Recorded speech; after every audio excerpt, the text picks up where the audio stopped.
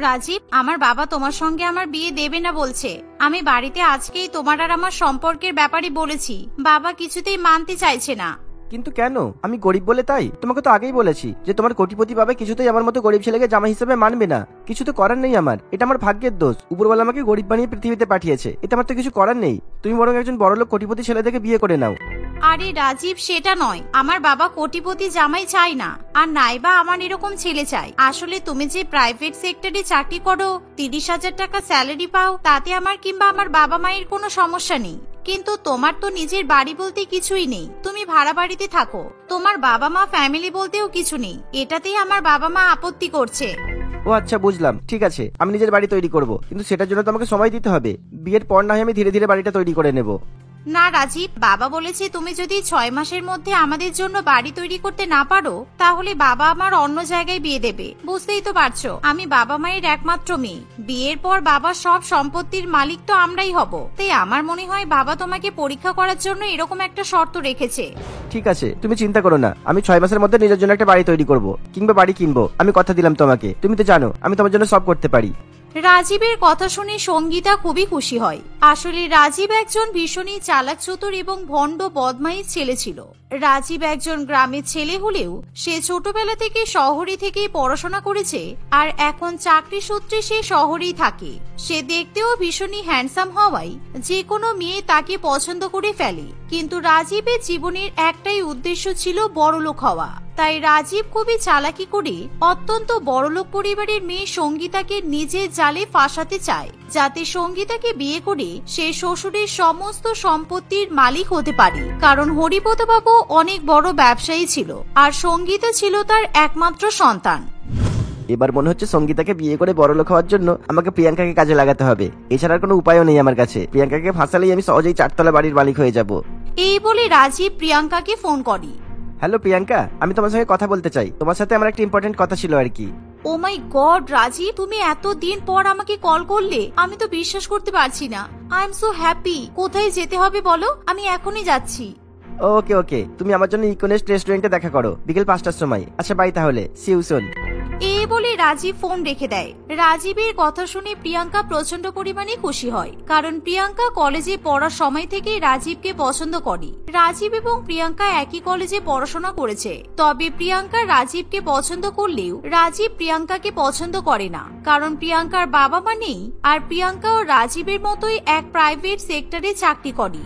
আর বাবা মায়ের সম্পত্তি বলতে প্রিয়াঙ্কার কাছে ছিল একটা 4 তলা বাড়ি। তাই প্রিয়াঙ্কা রাজীবকে বিয়ের প্রস্তাব দিলেও রাজীব সেই প্রস্তাব প্রত্যাখ্যান করে, কারণ রাজীব সবসময় বড়লোক মেয়েকে বিয়ে করে বড়লোক হওয়ার স্বপ্ন দেখে। আর এরই মধ্যে রাজীব সঙ্গীতাকে নিজের জালে ফাঁসায়। যে করেই হোক প্রিয়াঙ্কাকে বোকা বানিয়ে ওর বাড়িটা নিজের নামে করে নিতেই হবে, তাহলে আমি সঙ্গীতাকে বিয়ে করতে পারবো। যাই একটু ভালো পোশাক আশাক পরে স্টাইল করে নেই। অন্যদিকে প্রিয়াঙ্কা আজকে খুবই খুশি, কারণ সে এতদিন ধরে রাজীবকে বিয়ে করার স্বপ্ন দেখে এসেছে। তাই রাজীবের সঙ্গে আজকে দেখা করতে যাওয়ার জন্য সে সুন্দর করে সাজগোজ করতে শুরু করে। আর এমন সময় সঙ্গীতা প্রিয়াঙ্কাকে ফোন করে। প্রিয়াঙ্কা এবং সঙ্গীতা ছোটবেলার বন্ধু ছিল, আর তারা ক্লাস 12 পর্যন্ত একই স্কুলে পড়াশোনা করেছে। আর তাদের কলেজ আলাদা হয়ে গেলেও সময় পেলে তারা একে অপরের সঙ্গে দেখা করে এবং সময় কাটায়। কিরে প্রিয়াঙ্কা, তুই বেঁচে আছিস তো? ফোন করিস না, আমি কতবার তোকে ফোন করেছি, ফোন রিসিভ করিস না কেন? কি হয়েছে বলতো? ধোকা পেয়েছিস নাকি? সবসময় ফেসবুক হোয়াটসঅ্যাপে স্যাড স্টোরি দিচ্ছিস, কিছু বলতেও তো চাস না। না রে, আসলে কিছুদিন একটু মেজাজটা খারাপ ছিল। তোকে বলেছিলাম না, আমি আমার বয়ফ্রেন্ডকে বিয়ের প্রস্তাব দিয়েছিলাম, কিন্তু ও আমাকে রিজেক্ট করেছিল। কিন্তু আজকে ও আমাকে নিজে থেকে ফোন করে দেখা করতে ডাকছে। আমার মনে হচ্ছে ও আমাকে বিয়ে করার জন্য রাজি হয়ে গেছে। ওয়াও, দারুণ ব্যাপার তো। আমারও 6 মাসের মধ্যে বিয়ে হয়ে যাবে, তাও আবার আমার পছন্দের ছেলের সঙ্গে। আচ্ছা, ফোনে গল্প করতে কিন্তু ভালো লাগছে না, দেখা কর। আজকে আমি কিন্তু ফ্রি আছি। তাহলে তুই ইকোনেস্ট রেস্টুরেন্টে চলে আয়, আমি তো ওখানেই আমার বয়ফ্রেন্ডের সঙ্গে দেখা করতে যাচ্ছি। তুই চলে আয় সন্ধ্যাবেলার দিকে, আমার বয়ফ্রেন্ডের সঙ্গেও তোকে আলাপ করিয়ে দেব। প্রিয়াঙ্কার কথা শুনে সঙ্গীতা রাজি হয়ে যায়। আর কিছুক্ষণের মধ্যে প্রিয়াঙ্কা ইকোনেস্ট রেস্টুরেন্টে গিয়ে পৌঁছায়, যেখানে রাজীব প্রিয়াঙ্কার জন্য আগে থেকে অপেক্ষা করছিল। প্রিয়াঙ্কা, তুমি এসে গেছো? তোমাকে এতদিন পর দেখে খুব ভালো লাগছে। আসলে তোমাকে রিজেক্ট করার পর আমি বুঝতে পেরেছি যে আমি ভুল করেছি। তোমার থেকে আলাদা হওয়ার পর আমি বুঝতে পেরেছি যে আমি তোমাকে অনেক ভালোবাসি। আমি তোমাকেই বিয়ে করবো প্রিয়াঙ্কা, কারণ আমি তোমাকে ছাড়া থাকতে পারবো না। এই শুনে প্রিয়াঙ্কা খুবই খুশি হয়। আমি জানতাম তুমি আমাকে এমন কিছু বলার জন্যই এখানে ডেকেছো। I am so happy. তাহলে আর অপেক্ষা কিসের, চলো আমরা বিয়ে করে নিই। না মানে আমি একটু সময় চাইছি আর কি, 1 বছর সময় দিলেই হবে। আসলে আমি চাই আমাদের বিয়েটা খুবই ধুমধাম করে হোক, আর সেটার জন্য তো টাকার দরকার তাই না? তাই আমি 1 বছর ধরে টাকাটা জমাতে চাইছি, যাতে বিয়ের সময় আমি তোমার সব ইচ্ছাগুলো পূরণ করতে পারি। ঠিক আছে, কোনো সমস্যা নেই, তুমি যা বলবে তাই হবে, কিন্তু তুমি একটু তাড়াতাড়ি চেষ্টা করো, কারণ বাবা মা মারা যাওয়ার পর বাড়িতে একা একা থাকতে আমার আর ভালো লাগে না। আর জানি না কেন তোমাকে নিয়ে আমার খুব ভয় হয়। তুমি একবার আমাকে ছেড়ে চলে গেছো, আবার যদি ছেড়ে চলে যাও তাহলে কি হবে বলো তো? না না প্রিয়াঙ্কা, আমি আর কখনোই তোমার সঙ্গে এরকম করবো না। আচ্ছা তাহলে আমরা নয় এনগেজমেন্টটা সেরে রাখবো, তুমি বলে রেজিস্ট্রিও করে নেবো, তারপর 1 বছর পর সোশ্যাল ম্যারেজ হবে। তাহলে তুমি খুশি তো? সামনের উইকে চলো আমরা এনগেজমেন্টটা করে নিই। ঠিক আছে তাই হবে। আচ্ছা 1 মিনিট, আমার বন্ধু সঙ্গীতা ফোন করছে, ওকে আমি এখানে ডেকেছি। 1 মিনিট। হ্যাঁ হ্যালো সঙ্গীতা, হ্যাঁ বল বল। আরে ভেতরে চলে আয়, টেবিল নাম্বার 25। কোথায় আছিস তুই এখন? প্রিয়াঙ্কার মুখে সঙ্গীতার নাম শুনে রাজীব খুবই ভয় পেয়ে যায়। সঙ্গীতা? এই সঙ্গীতাটা কে যে এখনই ফোন করলো তোমাকে? আরে সঙ্গীতা আমার ছোটবেলার বন্ধু, অনেকদিন দেখা হয়নি বলে আজকে আমার সঙ্গে দেখা করতে আসছে। ও বাইরেই দাঁড়িয়ে আছে, তুমি বসো, আমি ওকে নিয়ে আসছি। সর্বনাশ, এরা দুজন ছোটবেলার বন্ধু, এবার কি হবে? আমাকে এখন এখান থেকে পালিয়ে যেতে হবে। ওরা যদি আমাকে এখানে দেখতে পেয়ে যায় তাহলে আমার সব প্ল্যান চপাট হয়ে যাবে, আর ওরা যদি আমার প্ল্যানের কথা জেনে যায় তাহলে সঙ্গীতা আমাকে কখনো বিয়ে করবে না, আর আমার বড়লোক হওয়ার স্বপ্ন কখনো পূরণ হবে না। এই বলে প্রিয়াঙ্কা বাইরে চলে যায়, আর রাজীব তখনই রেস্টুরেন্টের দরজার কাছে গিয়ে দেখে যে প্রিয়াঙ্কা এবং সঙ্গীতা একসঙ্গে দাঁড়িয়ে আছে, যা দেখে রাজীব প্রচন্ড পরিমাণে চাপে পড়ে যায়। এই ভেবে রাজীব তাড়াতাড়ি করে সঙ্গীতা এবং প্রিয়াঙ্কা চোখের আড়ালে সেখান থেকে পালিয়ে যায়। আর কিছুক্ষণ পর দুই বন্ধু যখন টেবিলে বসতে আসে তখন সেখানে কেউ থাকে না। কিরে, তুই যে বললি তোর বয়ফ্রেন্ড নাকি এখানে বসে আছে, কোথায়? এখানে তো কেউ নেই। জামাইবাবু আমাকে দেখে লজ্জায় পালিয়ে গেল বুঝি? কি জানি, আমিও তো বুঝতে পারছি না হঠাৎ করে কোথায় গেল। দাঁড়া একবার ওকে ফোন করে দেখি। এই বলে সঙ্গীতা বারে বারে রাজীবকে ফোন করে, কিন্তু রাজীব কিছুতেই ফোন ধরে না, বরং সে প্রিয়াঙ্কাকে একটা মেসেজ করে। সরি রে, ওর দরকারি একটা কাজ পড়ে গেছে, তাই হঠাৎ করে চলে যেতে হয়েছে। এখনই আমাকে মেসেজ করলো। তবে তুই চিন্তা করিস না, সামনের উইকে আমাদের এঙ্গেজমেন্ট হবে, তখন আমার বরের সঙ্গে তোকে আলাপ করিয়ে দেব। দারুণ হ্যান্ডসাম দেখতে, কিন্তু তোর দেখলেই একেবারে পছন্দ হয়ে যাবে। মোটেই নয়, আমার বর বেশি হ্যান্ডসাম, আমার শুধু আমার বরকেই পছন্দ। আচ্ছা ছাড়, চল কিছু খাবার অর্ডার করা যাক। আর সামনের উইকে কবে তোদের এঙ্গেজমেন্ট হচ্ছে? এভাবেই দুই বন্ধু নিজেদের সঙ্গে সময় কাটিয়ে যে যার মতো বাড়িতে ফিরে যায়। অন্যদিকে রাজীব প্রচন্ড পরিমাণে দুশ্চিন্তায় পড়ে। আমার মাথা কাজ করছে না, আমি বড় সমস্যায় পড়ে গেলাম। প্রিয়াঙ্কার সঙ্গে তো দুই বন্ধু কিভাবে? না না, যাই হোক না কেন আমাকে বড়লোক হতেই হবে। প্রিয়াঙ্কার কাছ থেকে কোনো মতে বাড়িটা নিজের নামে করে নেওয়ার পর ওকে আমার জীবন থেকে একবারে বের করে দেবো। রেজিস্ট্রি ম্যারেজের নাম করে সম্পত্তির ব্যাপারে সাইন করিয়ে নেবো। এমনিতেও প্রিয়াঙ্কা আমাকে অন্ধের মতো বিশ্বাস করে। এই বলে রাজীব একজন উকিলকে ফোন করে সব বুঝিয়ে দেয়। এভাবেই 2-1 দিন কাটে, আর রাজীব একসঙ্গে প্রিয়াঙ্কা এবং সঙ্গীতাকে বোকা বানাতে থাকে। কি হলো রাজীব, কতবার ফোন করছি, কোথায় বিজি ছিলে? এতক্ষণ ধরে কল ওয়েটিং কেন? আর রাগ করো না, আমি ম্যারেজ রেজিস্ট্রি অফিসে এসেছি আমাদের বিয়ের জন্য কথা বলতে। সবকিছু রেডি করতে হবে তো। আর হ্যাঁ, তুমি তোমার সব অরিজিনাল ডকুমেন্টগুলো কিন্তু আমাকে দিয়ে দেবে, যত তাড়াতাড়ি সম্ভব আমরা রেজিস্ট্রি করে রাখবো। আচ্ছা ঠিক আছে, তুমি তো 2 দিন পর আমার বাড়িতেই আসছো, আমাদের এঙ্গেজমেন্ট তো সেদিন। আমি কিন্তু আমার কয়েকটা ফ্রেন্ডকে ইনভাইট করেছি, বাবা মা তো কেউ নেই, বন্ধুরাই আমার সব। ওদেরকে সেদিন কি খাওয়ানো যায় বলো তো? আরে না না, কাউকে এখন ইনভাইট করার দরকার নেই। একেবারে আমাদের যখন ধুমধাম করে বিয়ে হবে তখন সবাইকে ইনভাইট করবে। কি দরকার শুধু শুধু টাকা নষ্ট করার? টাকা জমিয়ে রাখো, বিয়েতে কাজে লাগবে। এ বাবা, আমি তো সঙ্গীতাকে অলরেডি বলে ফেলেছি, শুধু একজনকে বললে তো সমস্যা নেই। আসলে সঙ্গীতারও খুবই ইচ্ছা ও তোমাকে দেখবে, আর আমারও খুব ইচ্ছা আমি তোমার সঙ্গে ওর পরিচয় করাবো, কারণ ও নাকি বলে আমার বরের চেয়ে ওর হবু বর বেশি হ্যান্ডসাম, কিন্তু ও জানি না তুমি দেখতে কতটা হ্যান্ডসাম। উফ, আমার এসব একদম পছন্দ নয় প্রিয়াঙ্কা। আমি যেটা বলছি সেটা শোনো, আগে আমাদের রেজিস্ট্রিটা হয়ে যাবে, তারপর তোমার যাকে ইচ্ছে তুমি আমাদের সম্পর্কের ব্যাপারে জানাবে, কিন্তু তার আগে কাউকে কিছু জানিও না। আর দেখি, আমি চেষ্টা করছি আমাদের এনগেজমেন্টের দিনই আমরা রেজিস্ট্রি করে নেব, আর আমি সঙ্গে করে একজন উকিলকেও সাথে নিয়ে যাব, তাহলে আমাদেরকে কোর্টে কিংবা রেজিস্ট্রি অফিসে যেতে হবে না। আচ্ছা আচ্ছা ঠিক আছে বাবা, তুমি যা বলছো তাই হবে। আমি আমার বন্ধুদের কাউকে ইনভাইট করব না, ওকে? এবার হ্যাপি তো তুমি? আমি সঙ্গীতাকে কিছু একটা মিথ্যা কথা বলে দেব। এই বলে প্রিয়াঙ্কা ফোন রেখে দেয়, আর রাজীবের ফোন রেখে প্রিয়াঙ্কা তখনই সঙ্গীতাকে ফোন করে। হ্যালো সঙ্গীতা, আমি তোকে বলেছিলাম না 5 তারিখে আমাদের এঙ্গেজমেন্ট হবে। আসলে আমার শরীরটা একদমই ভালো নেই, সেই জন্য আমরা এঙ্গেজমেন্টের ডেটটা পিছিয়ে দিয়েছি। এখনো ডেট ঠিক করিনি, তবে ফাইনাল ডেট যখন হবে তোকে জানিয়ে দেব, কেমন? এই বলে সঙ্গীতা ফোন রেখে দেয়। আর দেখতে দেখতে 2-3 দিন কাটে, আর রাজীব একদিন একজন উকিলকে সঙ্গে নিয়ে প্রিয়াঙ্কাদের বাড়িতে আসে। রাজীব প্রথমে প্রিয়াঙ্কার হাতে একটা ডায়মন্ডের আংটি পরিয়ে দেয়, যার ফলে প্রিয়াঙ্কা খুবই খুশি হয় আর সেও খুশি হয়ে রাজীবের হাতে একটা সোনার আংটি পরায়। কমল বাবু, কোথায় কোথায় আমাদেরকে সিগনেচার করতে হবে আপনি বলুন না, আমরা সিগনেচার করে দিচ্ছি। হিসাব মতো আমাদের এনগেজমেন্ট তো হয়েই গেল, তাই না? ঠিক এমন সময় সেখানে সঙ্গীতা চলে আসে। আর সঙ্গীতা যখন রাজীব এবং প্রিয়াঙ্কাকে একসঙ্গে দেখতে পায় তখন সে প্রিয়াঙ্কার উপর প্রচন্ড পরিমাণে রেগে যায়। প্রিয়াঙ্কা, তুই আমাকে ঠকালি। তুই শেষ পর্যন্ত আমার বয়ফ্রেন্ডকে আমার কাছ থেকে কেড়ে নিলি। তুই আমার বন্ধু থেকে আমার সতীন হওয়ার চেষ্টা করছিস। তুই এত বড় ধোঁকা আমাকে কিভাবে দিতে পারলি? রাজীব, তুমিও আমাকে ঠকালে। আমার কি ভুল ছিল যে তোমরা আমাকে এরকম ভাবে ধোঁকা দিলে? তুই কি বলছিস সঙ্গীতা? আমি তোর কোনো কথাই বুঝতে পারছি না। রাজীবের সঙ্গে আমি অনেকদিন ধরে রিলেশনশিপে আছি। মাঝে একবার রাজীবের সঙ্গে আমার ব্রেকআপ হয়েছিল, আমি তো তোকে বলেছিলাম। তার মানে রাজীব, তুমি কি আমাদের দুজনকে একসঙ্গে ঠকাচ্ছ? এই বলে প্রিয়াঙ্কা উকিলের হাত থেকে ডকুমেন্টস গুলো নিয়ে চেক করতে শুরু করে। আর সেই ডকুমেন্টস গুলো দেখে প্রিয়াঙ্কা খুব ভালো মতোই বুঝতে পেরে যায় রাজীব তার সঙ্গে কি করতে চাইছিল। এর ফলে প্রিয়াঙ্কা এবং সঙ্গীতা দুজনেই রাজীবকে চাপ দিতে শুরু করলে রাজীব সব সত্যি কথা বলতে বাধ্য হয়।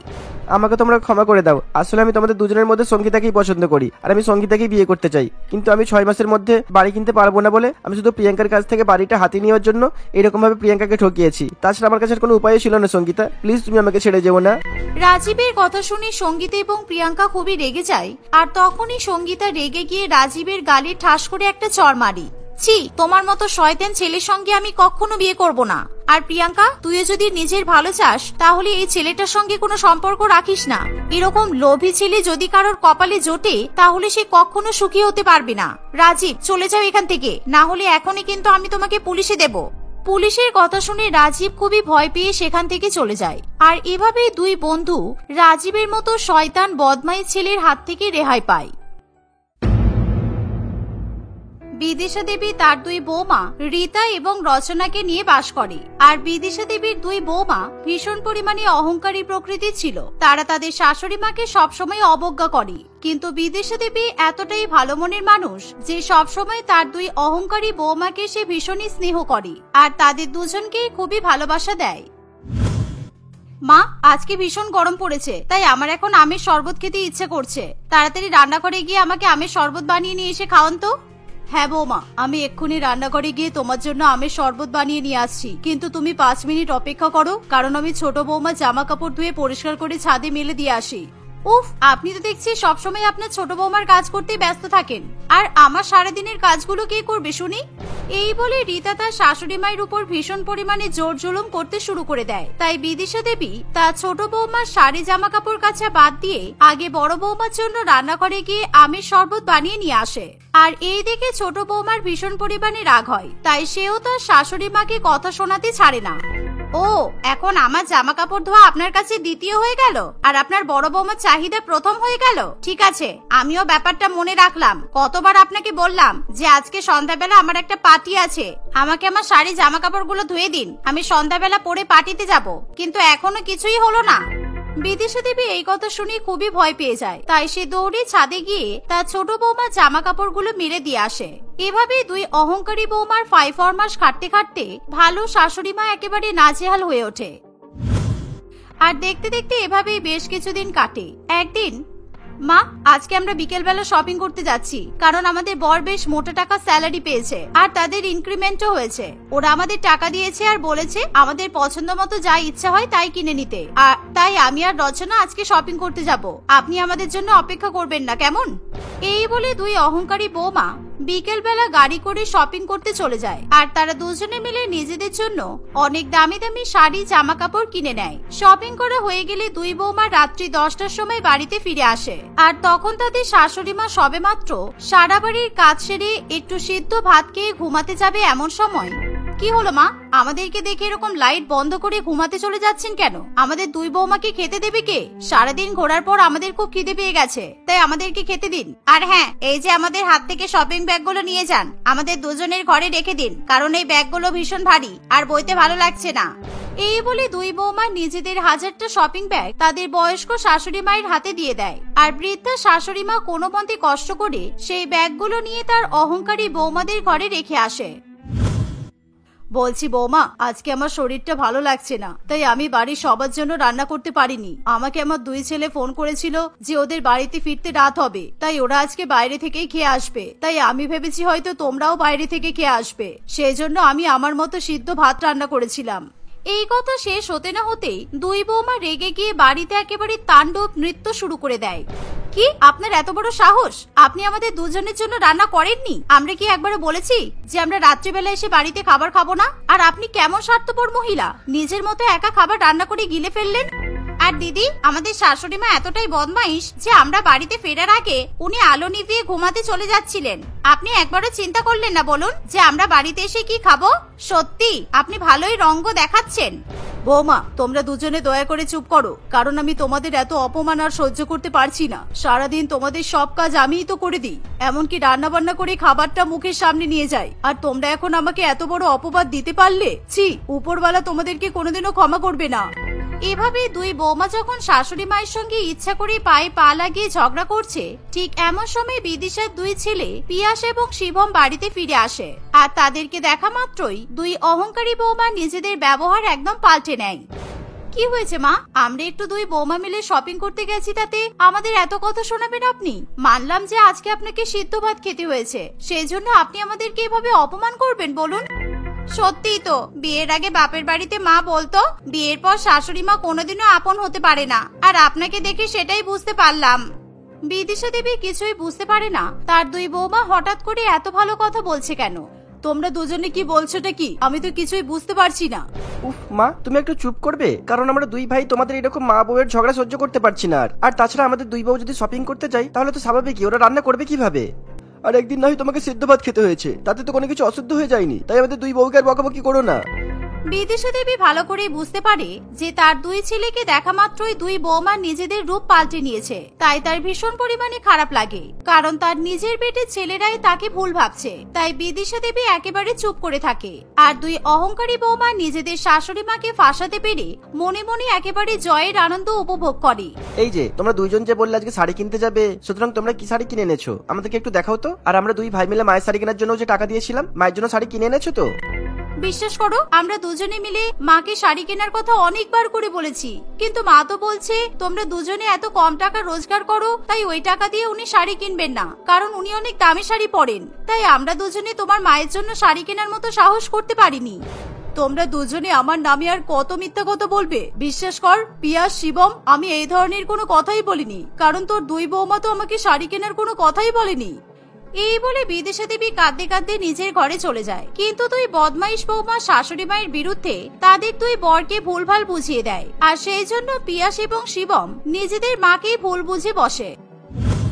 এভাবেই দেখতে দেখতে ক্যালেন্ডারের পাতায় আরো বেশ কিছুদিন কাটে।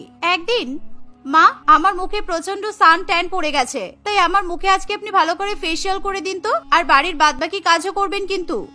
এই শুনে শাশুড়ি মা প্রথমে তার বড় বৌমার মুখে ভালো করে ফেসিয়াল করে দেয়। আর এই দেখে বদমাইশ অহংকারী ছোট বৌমা শাশুড়ি মায়ের কাছে এসে আবদার করতে শুরু করে, মা, আপনি আমাকে আজকে দুপুরবেলা খাওয়ার পর আম, কাঁঠাল, মুসাম্বি, লেবু, লিচু এসব ফলগুলো সুন্দর করে কেটে ধুয়ে দেবেন, কারণ গরমকালে এসব ফল খাওয়া শরীরের পক্ষে খুবই ভালো। ঠিক আছে বৌমা, আমি দুপুরবেলা তোমাদের জন্য রান্না করে দিই, কারণ তোমরা তো আবার ডায়েট খাবার খেতে পছন্দ করো। তারপর তোমাদের ফল কেটে দেবো, কেমন?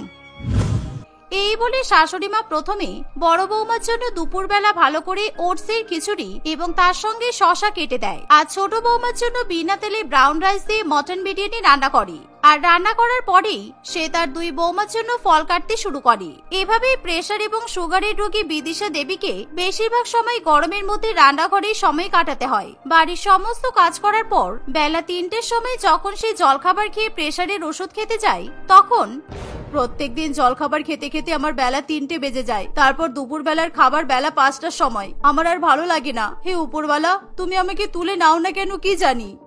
আপনি প্রত্যেকদিন তো অনেক দামি দামি প্রেসারের ওষুধ খান, জানেন তো? আমি ভাবছি আপনার প্রেসারের ওষুধের টাকাটাই বন্ধ করে দেব।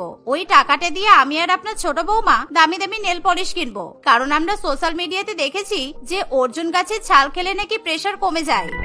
তোমরা যা ইচ্ছা করতে পারো, আমার প্রেসারের ওষুধ বন্ধ করে দাও, আমার সুগারের ওষুধও বন্ধ করে দাও, তারপর পারলে কোনো এক সময় আমার নিঃশ্বাস প্রশ্বাসটাও বন্ধ করে দিও, তাহলে তোমাদের আরো সুবিধা হবে। কথাটা কিন্তু আপনি মন্দ বলেননি, কারণ আপনি তো আমাদের কোনো কাজেই লাগেন না। আজকে আপনি যে মটন বিরিয়ানিটা আমাকে রান্না করে খাইয়েছেন ওতে কিন্তু একদমই নুন ছিল না, তাই আপনার মতো চাকরকে বাড়িতে বসিয়ে রেখে আমাদের কিন্তু কোনো লাভ নেই। এভাবেই কথায় কথায় প্রতিটা সময় বড় বৌমা এবং ছোট বৌমা দুজনে মিলে তাদের অহংকারের কারণে শাশুড়ি মায়ের সঙ্গে খুবই খারাপ ব্যবহার করে। আজকে ভীষণ গরম পড়েছে, ভাগ্যিস সকালবেলা জলের বোতলগুলো ভরে ফ্রিজে রেখে দিয়েছিলাম, না হলে কপালে একটু ঠান্ডা জলও জুটতো না। এই বলে বিদিশা দেবী ফ্রিজ খুলে ঠান্ডা জল খেতে যাবে, সেই সময় তার দুই অহংকারী বৌমা তার মুখের সামনে থেকে ঠান্ডা জলের বোতল কেড়ে নেয়। আর দুই বৌমার এরকম ঔদ্ধত্যপূর্ণ অসভ্য ব্যবহার দেখে শাশুড়ি মা একেবারে চুপ করে থাকে। কি সাংঘাতিক ব্যাপার, আপনি ফ্রিজ থেকে ঠান্ডা জল বের করে খাচ্ছেন? আপনি জানেন না এই ফ্রিজটা আমি বিয়ের সময় যৌতুকে নিয়ে এসেছিলাম? আপনি এই ফ্রিজটা ব্যবহার করবেন না। আমার বাবা অনেক শখ করে আমাকে বিয়ের সময় ডবল ডোরের এই ফ্রিজটা দিয়েছিল, তাই আমি এই ফ্রিজটা একাই ব্যবহার করব। দিদি একদম ঠিকই বলেছে, আমিও যেমন দিদির ফ্রিজ ব্যবহার করি না তেমন দিদিও আমার ফ্রিজ ব্যবহার করে না, সুতরাং আপনিও আমাদের দুজনের কারো জিনিস ব্যবহার করবেন না। আপনার যদি ঠান্ডা জল খেতে ইচ্ছে হয় তাহলে আপনি কলসির জল খান। এভাবে জল খাওয়ার উপরও দুই বৌমা শাশুড়ি মায়ের উপর নিষেধাজ্ঞা জারি করে। এর ফলে গরমের মধ্যে শাশুড়ি মা ঠান্ডা জল খেতে পারে না, আর সঠিক সময়ে প্রেসার কিংবা সুগারের ওষুধও খেতে পারে না। এমনকি তার দুই বৌমা সবসময় দুপুরে বেশি বেশি করে খাবার খেয়ে নেয়, আর এর ফলে শাশুড়ি মায়ের কপালে ঠিকমতো খাবারও জোটে না। একদিন দুপুরবেলা গরমের মধ্যে সারা ঘর বাড়ি মোছার সময়, উফ, এই গরমে আমার ভীষণ শরীর খারাপ লাগছে, আমি চোখে ঠিকমতো দেখতেও পাচ্ছি না, এবার যে কি করব, মনে হচ্ছে আমি অজ্ঞান হয়ে মাথা ঘুরে পড়েই যাব। এই বলতে না বলতেই বিদিশা দেবী অজ্ঞান হয়ে মাথা ঘুরে সিঁড়ি থেকে পড়ে যায়, আর তার মাথায় ভয়াবহ চোট লাগে। শাশুড়ি মায়ের এরকম ভয়াবহ অবস্থা দেখে দুই অহংকারী বৌমা ভীষণ পরিমাণে ভয় পেয়ে যায়, আর তারা দুজনে মিলে শাশুড়ি মাকে নার্সিং হোমে নিয়ে যায়। বিদিশা দেবীর দুই ছেলে যখন এই ঘটনা জানতে পারে তখন তারা সমস্ত কাজ ফেলে রেখে নার্সিং হোমে চলে আসে। দেখুন, আপনাদের মায়ের শরীরের কন্ডিশন কিন্তু ভালো নয়, আর ওনাকে চেক আপ করে আমি যা বুঝলাম উনি একদম ভালো করে খাওয়া দাওয়া করেন না, আর সাথে প্রেসার কিংবা সুগারের ওষুধ পর্যন্ত খান না, আর বাড়িতে অত্যাধিক চাপ নিয়ে কাজকর্ম করার ফলে ওনার শরীরের অবস্থা একেবারে খারাপ হয়ে পড়েছে। উনি আর বেশি দিন বাঁচবে বলে তো মনে হচ্ছে না। ডাক্তারবাবুর এমন কথা শুনে দুই ছেলের কাছে সমস্ত কিছু পরিষ্কার হয়ে যায়, আর তারা তাদের দুই অহংকারী বৌমাকে ভীষণ পরিমাণে তিরস্কার করে। বাড়িতে শাশুড়ি মায়ের চিকিৎসা করার জন্য এবং সেবা করার জন্য নার্স নিয়ে আসার ফলে বদমাইশ দুই অহংকারী বৌমা তাদের শাশুড়ি মায়ের সঙ্গে খারাপ ব্যবহার করতে পারে না। এমনকি শাশুড়ি মা যেহেতু শয্যাশায়ী, তাই দুই বৌমার জন্য সে এখন কোনো কাজও করতে পারে না, তাই এখন দুই বৌমাকেই বাড়ির সমস্ত কাজকর্ম করতে হয়। এতদিন শাশুড়ি মা আমাদের পেছনে খেটেছে বলে বাড়ির কোনো কাজ আমাদেরকে করতে হয়নি, আর আমি এখন একদমই রান্না করতে পারছি না রে ছোট। তুই যেহেতু বাড়ির ছোট বউ, তাই কাল থেকে তুই রান্না বান্না করবি। আমি মোটেই রান্না বান্না করতে পারবো না, কারণ আমার ম্যানিকিওর করা নখগুলো পুরোপুরি নষ্ট হয়ে যাবে। সুতরাং রান্না বান্না তুমি করবে, ঘর বাড়িও তুমি মুছবে, কারণ আমার বর কিন্তু তোমার থেকে বেশি টাকা রোজগার করে। এতদিন ধরে দুই বৌমা মিলে যেখানে তাদের শাশুড়ি মায়ের উপর অত্যাচার করত, আর এখন দুই বৌমার মধ্যেই বাড়ির কাজ করা এবং রান্না বান্না নিয়ে ভালো মতো ঝগড়া বেঁধে যায়। কিন্তু যেহেতু তাদের দুই বৌমাকেই এখন বাড়ির কাজকর্ম করতে হয়, তাই এখন তারা তাদের শাশুড়ি মায়ের ভালো মানুষের মর্ম হাড়ে হাড়ে বুঝতে পারে। এর ফলে তারা তাদের শাশুড়ি মায়ের কাছে ক্ষমা চেয়ে নেয়। ভাগ্যিস আমি শরীর খারাপ হয়ে শয্যাশায়ী হলাম, না হলে কোনোদিনও তোমাদের মতো অহংকারী দুই বৌমার অহংকারের পতন আমি দেখতে পেতাম না। যাক, তোমাদের যে শুভ বুদ্ধির উদয় হয়েছে তাই দেখে আমি খুবই খুশি। তারপর থেকে দুই অহংকারী বৌমা তাদের শাশুড়ি মায়ের উপর আর কোনো অত্যাচার করে না, আর তারা সকলে মিলে একসঙ্গে হাসি খুশি বসবাস করতে শুরু করে।